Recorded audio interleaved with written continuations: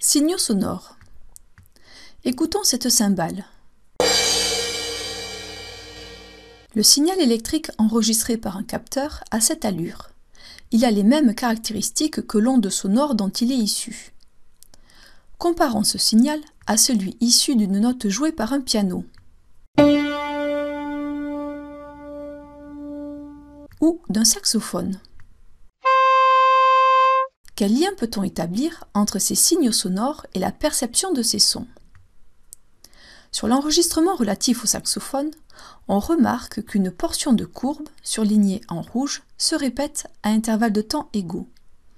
Un signal périodique est un signal qui se répète identique à lui-même à intervalles de temps égaux. Le son issu du saxophone constitue donc un signal périodique, ce qui n'est pas le cas du son produit par la cymbale. Étudions maintenant de près un signal périodique. Sur la représentation temporelle du signal sonore, on peut définir la période du signal. Cette portion de courbe surlignée en rouge est la plus petite portion qui, par répétition, permet d'obtenir l'intégralité de l'enregistrement. On parle de motif élémentaire. Soit la date T1, relevée au début de ce motif, et la date T2, relevée à la fin du motif. La différence entre T2 et T1 est une durée, notée T majuscule.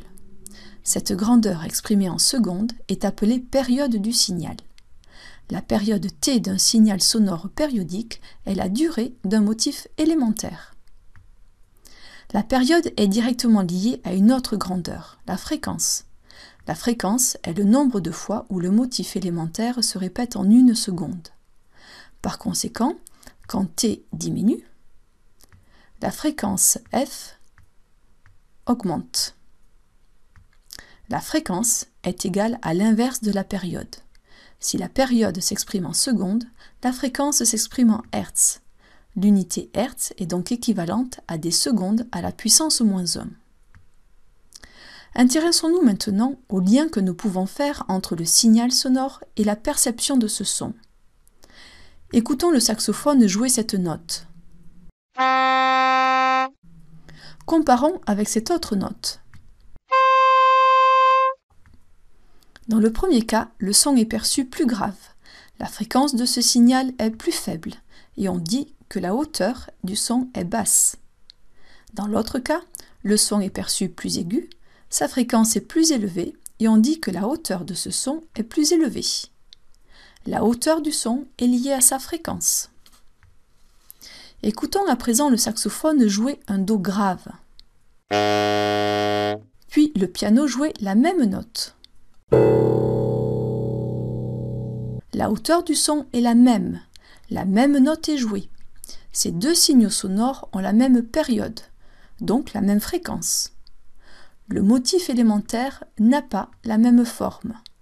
On perçoit des sons de timbre différents car ces deux mêmes notes sont jouées par deux instruments différents. Le timbre d'un son est lié à la forme du signal. Retenons donc qu'un signal périodique se répète identique à lui-même à intervalles de temps égaux. Un signal périodique peut être caractérisé par sa période, qui est la durée d'un motif élémentaire. Elle s'exprime en secondes. Sa fréquence, qui est le nombre de motifs élémentaires par seconde. Elle s'exprime en hertz. La fréquence est égale à l'inverse de la période. La perception sonore liée à la fréquence est la hauteur du son. Plus la hauteur d'un son est grande, plus sa fréquence est élevée, plus il est aigu. Le timbre d'un son est lié à la forme du signal. Réalisons un petit test de 3 questions.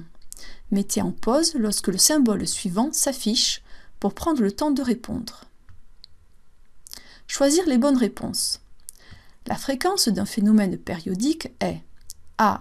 L'inverse de sa période, B. Sa durée, C. Le nombre de motifs élémentaires par seconde. La fréquence d'un phénomène périodique est l'inverse de sa période. Elle correspond au nombre de fois qu'il se reproduit par seconde. Les réponses A et C sont correctes. Choisir les bonnes réponses. La représentation temporelle d'un son aigu a A. Une petite période, B. Une fréquence élevée, C. Un motif élémentaire pointu. La représentation temporelle d'un son aigu a une fréquence élevée. Or, la période est l'inverse de la fréquence. Si la fréquence est élevée, la période est petite. Il n'y a aucun lien entre la forme du motif élémentaire et la hauteur d'un son. Les réponses A et B sont correctes. Choisir les bonnes réponses. Lorsque deux instruments différents jouent la même note, A. Le timbre des deux sons est identique. B. La hauteur des deux sons est identique. C. La fréquence des deux sons est identique. Deux instruments jouant la même note ont des timbres différents.